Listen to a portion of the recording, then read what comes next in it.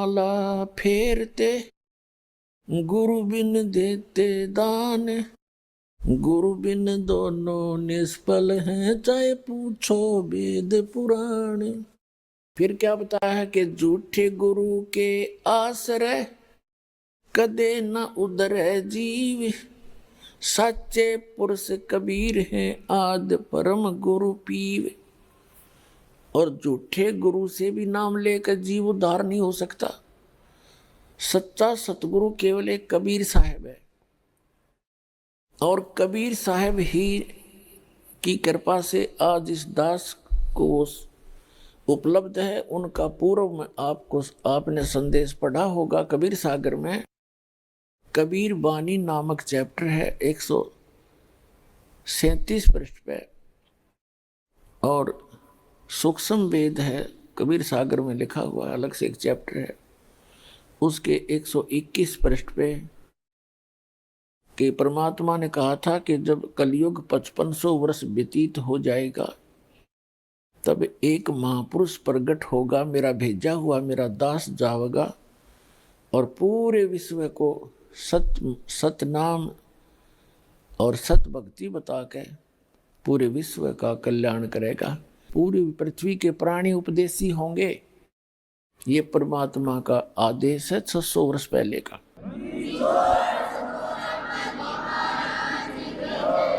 और अब वो सफल होगा पुण्यात्मा।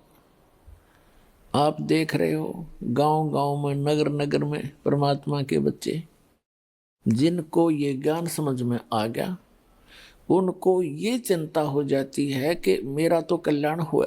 इस मत को दो राय है नहीं।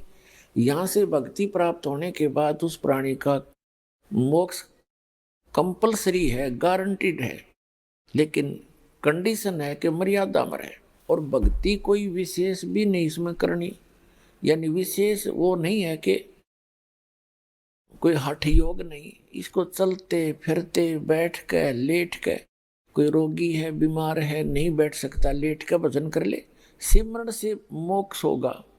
कबीर साहब कहता हूँ कई जात हूँ, और सुनता है सब कोई, और सुमरण से भला होगा ना तो भला नहीं होए, यानी सुमरण तय मोक्ष होगा।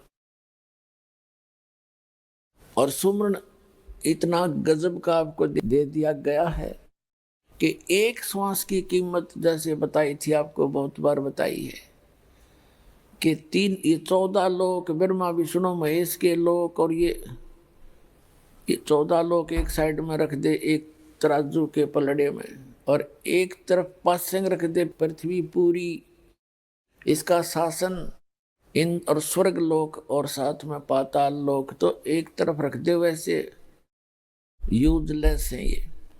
और एक श्वास के सिमरण का, सतनाम के सिमरण की इतनी कीमत है। तो सिमरण आप ढंग से करते रहना, मर्यादा में रहना, भजन जरूर करना, लेकिन कसक के साथ करना। यहाँ से दिल उठाए रहना कि ये लोक ठीक नहीं है। जैसे एक परमात्मा ने कहा कि जैसे पर घर पावना रह उठाए चित,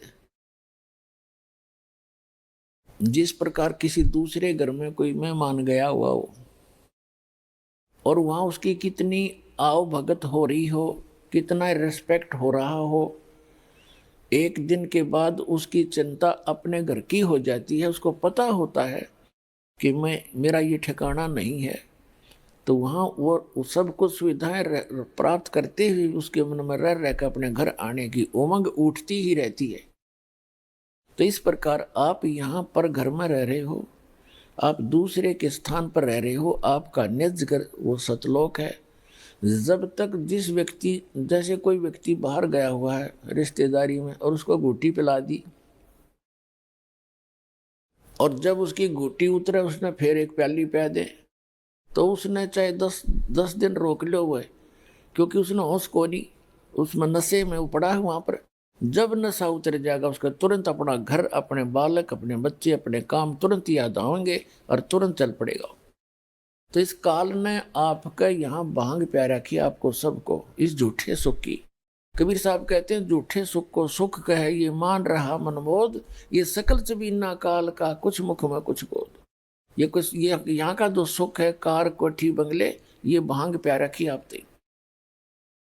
और जब परमात्मा की एंटीबायोटिक कैप्सूलों से, मंत्र से, जाप से, ज्ञान से आपकी अभांग उतरेगी, फिर आपका चित्त उस सतलोक के अंदर ऐसे रहेगा जैसे पर घर में पावना यानी मेहमान रहता है। तो उस अतिथि के आए बिना आपकी मुक्ति नहीं होगी। तो इस